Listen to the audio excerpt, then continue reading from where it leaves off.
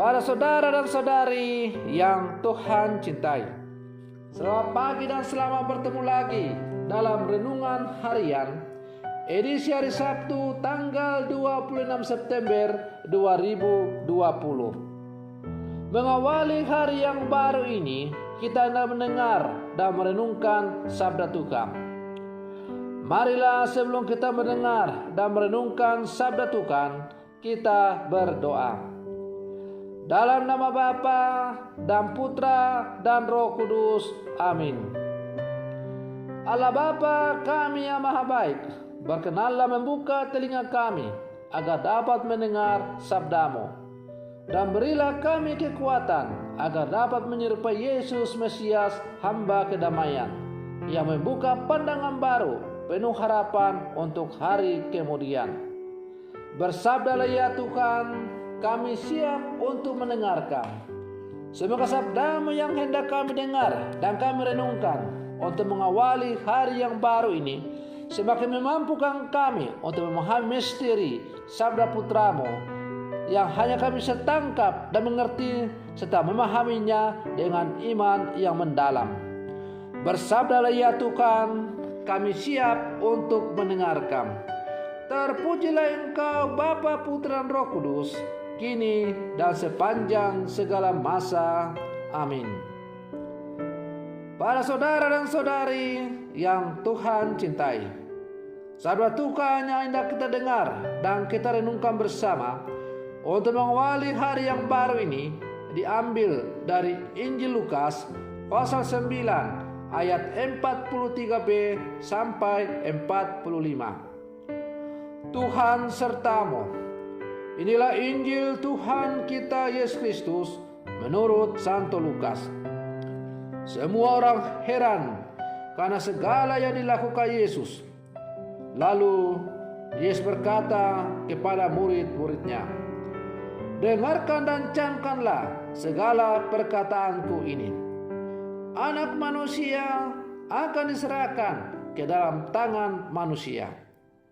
Mereka tidak mengerti perkataan itu, sebab artinya tersembunyi bagi mereka, sehingga mereka tidak dapat memahaminya, dan mereka tidak berani menanyakan arti perkataan itu kepada Yesus. Demikianlah Injil Tuhan. Para saudara dan saudari yang Tuhan cintai, kalau kita membuka atau membolak-balik kitab Injil yang terdiri dari 4 Injil, maka kita akan menemukan kata-kata antara lain takjub, heran, tidak mengerti, tersembunyi, tidak memahami, dan tidak berani. Seperti yang kita dengar dalam bacaan Injil Lukas hari ini. Semua kata itu menunjukkan gagapnya manusia di hadapan misteri ilahi.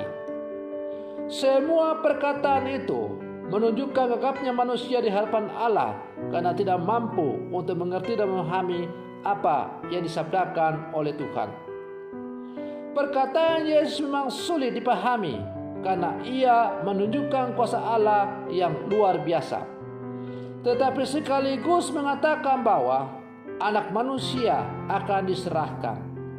Di sini ada dinamika menarik tentang bagaimana manusia memahami Allah.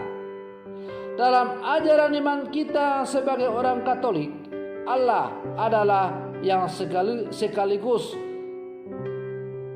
tremendum atau yang mengeluarkan dan menarik. Itulah yang dihadapi oleh orang-orang di sekitar Yesus. Mereka takjub, tetapi sekaligus heran, tidak mengerti, tidak berani. Pengalaman mereka mengundang kita untuk juga melihat pengalaman kita berhadapan dengan misteri Allah dalam hidup kita. Para saudara dan saudari yang Tuhan cintai, dalam dunia sekuler, manusia modern berusaha menaklukkan misteri kehidupan dunia dan hal-hal supernatural serta mencari penjelasan yang logis untuk misteri itu. Tetapi pada akhirnya ada banyak hal yang memang tidak bisa dijelaskan. Iman menuntun kita untuk melihat iman menuntun kita untuk tidak hanya sibuk dengan pertanyaan, melainkan juga membangun sikap pasrah dan berserah kepada Tuhan. Maka kalau kita mengadakan itu salve atau penghormatan sakramen, devosi kepada sakramen Maha Kudus, ada lagu yang berbunyi yang berjudul Tantum Ergo. Dikatakan dengan sangat baik, karena indera tidak mampu, iman menjadi tumpuan. Ketika banyak orang modern gelisah karena tidak kunjung mampu menaklukkan misteri, kita diundang untuk menjadi orang-orang yang bertumbuh dan bertumpu pada iman dan menikmati setiap misteri Allah dalam hidup kita dengan kepercayaan teguh akan rencana baik Allah. Para saudara dan saudari yang Tuhan cintai, memang manusia adalah makhluk ciptaan Allah yang paling tinggi dan paling luhur. Karena ia diciptakan secitra, segambar dengan alam. Itulah sebabnya Allah memberikan kemampuan akal budi yang luar biasa kepada manusia, agar manusia mampu memecahkan dengan terang bimbingan Allah, mampu memecahkan berbagai misteri-misteri dunia ini dengan kemampuan akal budi yang dimiliki oleh manusia. Tetapi harus kita akui bahwa memang manusia diciptakan secitra dan segambar dengan Allah, tetapi ia tidak sama dengan alam. Ibarat kita sedang memfotokopi sebuah tulisan, memang tulisan yang kita fotokopi itu bisa jelas terbaca seperti tulisan aslinya. Tetapi fotokopi itu tetap tidak sama dengan aslinya. Bisa jadi fotokopi itu ada noda-noda sedikit, agak kabur-kabur sedikit, tapi masih bisa dibaca. Demikian pula lah halnya dengan manusia sebagai citra dan gambaran dari Allah itu sendiri. Manusia memang secitra dengan Allah, segambar dengan Allah, tetapi ia tidak sama dengan Allah. Oleh karena itu, bagaimanapun manusia tidak mungkin menyamai Allah, karena ia adalah ciptaan dari Allah itu sendiri. Itu artinya, meskipun manusia diciptakan oleh Allah secitra dengan dia, tetapi manusia tetap memiliki keterbatasan. Dan keterbatasan yang dimiliki manusia itu diharapkan agar menghantar dia untuk mengakui bahwa ia adalah makhluk yang diciptakan oleh Allah. Para saudara dan saudari yang Tuhan cintai, karena itu sehebat-hebatnya ilmu pengetahuan, kemajuan ilmu pengetahuan, sehebat-hebatnya otak manusia, tetapi pada akhirnya manusia harus bertekuk lutut dan mengakui bahwa ia hanyalah seorang ciptaan. Para saudara dan saudari yang Tuhan cintai, sabda Tuhan yang penuh misteri hanya bisa kita pecahkan dengan kedalaman iman kita sebagai orang beriman. Karena itu tidaklah heran kalau kemudian Yesus mengatakan, kalau kalian memiliki iman sebesar biji sesawi saja, maka kamu akan bisa memindahkan gunung ini, memerintahkan gunung ini untuk pindah ke tempat yang lain. Artinya bahwa apabila kita memiliki kedalaman iman yang sungguh-sungguh, maka kita akan mampu mengerti dan memahami segala sesuatu yang tersampaikan di dalam sabda Allah itu.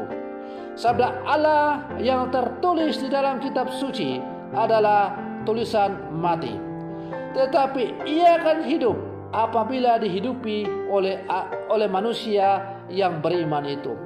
Dengan demikian, sabda Tuhan yang tertulis dalam huruf mati di dalam kitab suci itu, ia akan menjadi sesuatu yang hidup menghidupkan manusia apabila manusia menjadikan sabda Tuhan itu sebagai patokan dan pedoman hidup manusia.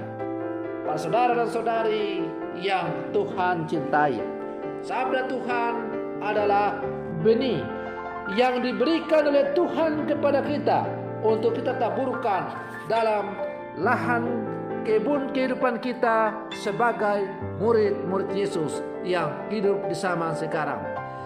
Apakah bertumbuh tidaknya dengan subur dan pada akhirnya menghasilkan buah-buah berlimpah? Tergantung bagaimana kita menjalin kerjasama dengan alam. Apabila kita selalu membiarkan seluruh kehidupan kita, seluruh pencarian kita untuk dibimbing dan diterangi oleh Roh Allah, maka yakin dan percayalah bahwa benih sabda Allah yang kita tabur dalam kehidupan kita itu, dia akan bertumbuh dan menghasilkan buah-buah yang berlimpah. Dan pada akhirnya kita akan mampu dan mengerti serta memahami akan misteri sabda Allah yang disampaikan kepada kita. Para saudara dan saudari yang Tuhan cintai, jadikanlah sabda Tuhan sebagai pedoman hidup kita. Siramilah benih sabda Tuhan itu dalam hidup kita. Semoga benih sabda Tuhan itu menghasilkan buah-buah berlimpah sebagai kesaksian hidup kita sebagai murid-murid Yesus di zaman sekarang. Semoga permenungan saya ini untuk mengawali hari yang baru ini semakin menghantar kita untuk menjadi murid-murid Yesus yang sejati. Semoga demikian. Selamat pagi. Tuhan Yesus memberkati.